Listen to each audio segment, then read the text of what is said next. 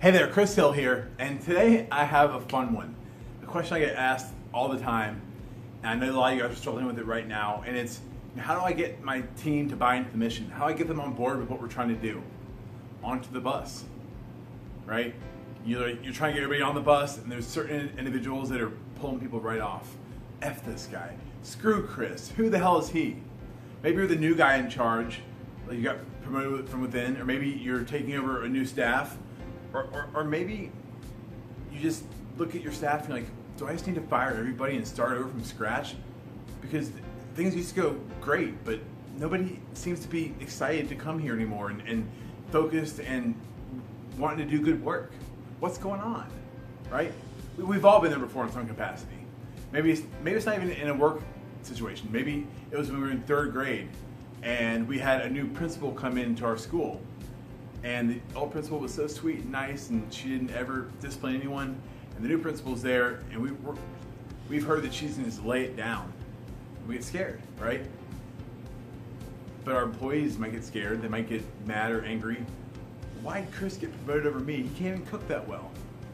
Or who's this guy? He comes in here with all these new recipes and processes, and he just throws everything we have away. What's going on? Like, I don't get it, right? Like, we've all been there before in some capacity. And the question that I guess ask really is, what's going on? Why do people react this way? Why do people feel this way? And what do we do about it? The first thing to realize is it's biologically wired into us to want to feel safe. That's how we survived back in the day when there was all sorts of crazy animals that would try to kill us. And by creating communities that communicated and worked together and cooperated, we were able to trust the environment that we were in. And as a result, we could feel safe and we could thrive. So when somebody comes in or something happens that threatens this, people have this natural, whoa, what's going on here? I don't know what's going to happen in the future. Hold on. And they get resentful or angry or mad or sad or sometimes just apathetic. Like, screw this place. I'm done. I'm going to find a new job. I'm just going to kind of mail it in every single day that I'm here until then. Right? We've all had these people, and it's frustrating. It takes a toll on you as a person, but it takes a toll on the rest of the staff. Usually it's not everybody. So you have those people that you're trying to keep on board and get on board and keep them excited. And you have these cancers that are just sucking all the life out of everything in your organization. So people don't feel safe, right? They don't know what's going to happen, or they are resentful that they got passed over for some reason or another.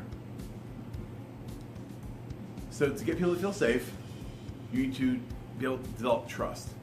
And I look at this kind of like, so I'm not the most punctual person all the time, especially when I'm leaving work. And I'm sure some folks here can relate. You think you're going to be out by 7, you think you're going to be out by 9:30, and you don't get home until 10:30 or 11. Girlfriend, boyfriend, whatever, pissed off. You're supposed to be here an hour and a half ago. I know, I'm sorry. Same thing happens the next night or the next week. And all of a sudden, they don't feel safe. That's really what it comes down to. They get mad or frustrated or sad, or again, worst case scenario, apathetic, because they don't know what's going to happen in the future. You're starting to make them question parts of the relationship. So how do you develop this trust that you once had? To be that person in a work setting, to develop that trust, the first thing you need to do is to walk the talk. To be able to want to and be willing to do everything in the building. Toilet overflowed? All right, let me grab the plunger, let me grab the mop, and I'll clean it up. Trash can's full, it's overflowing. We've all seen that person, and we've probably been guilty ourselves of, we'll just keep shoving stuff on top till it starts falling over, right? What if you just took that trash can out one time and came back, put a new liner in? I'm sure that dishwasher would appreciate it. Maybe he was busy. Maybe the line cook who is right next to his station where he's putting his discarded stuff, I'm sure he would appreciate it.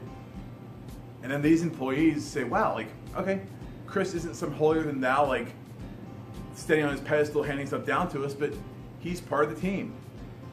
So the first thing you need to do is walk the talk. Lead by example. And then you need to realize that if you want people to trust you, you need to first trust them. So maybe it's on a Wednesday, sitting down, hey guys, we have some great opportunities for specials coming up this weekend. We have all this produce coming in. We had this awesome fish come in, blah, blah, blah. I want everyone in the kitchen to sit down. We're gonna and present to me 2 different specials, and we'll run a couple of them. And maybe you tweak them a little bit, but you're giving those people an opportunity to participate and feel like they are a part of the finished product. You're empowering them to want to do better work. And then when you give them that chance, when you trust them, they say, wow, like, okay, this isn't that bad. Also by trusting that you can't have all the answers. You don't have all the answers. Especially if you're going into a new place, they have all these certain things, certain recipes, certain processes and procedures. And I'm sure an owner will say, Chris, that last chef, he was a piece of shit. All he did was, his food costs were 42%.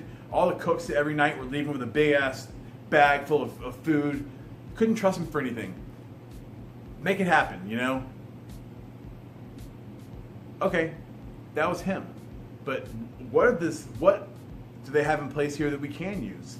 That will show them that not everything that they're doing is horrible and that I don't have all the answers. Or if your staff is complacent, apathetic, and you're like, do I need to fire everybody? Before doing that, have a sit down with everybody. Hey guys, how do y'all think we could have a better team environment where we could work together better? What are some things we could maybe change? Would you like to be a part of the special process? What systems, maybe it's with scheduling, maybe whatever it might be, what do we need to change that will get you guys more excited to be here? And by doing things like that, again, you're showing that, hey guys, I don't have all the answers. I have a lot of them, and I think I can be very valuable for this organization and to help you guys in your career, but I don't have all the answers, so let's figure this out together. You know, it's not about you, it's about what you can do for the people that are working for you. And I know that sounds very counterintuitive. These guys are being just resentful and mad and angry, and this is not nice to get along with. When they're acting like that, I try this. Hey buddy, whoever it is, I want you to come up with the specials for tonight. Look forward to seeing what you got. And instantaneously, they'll take a little bit of ownership, they'll take pride in their work, and they'll start doing better work.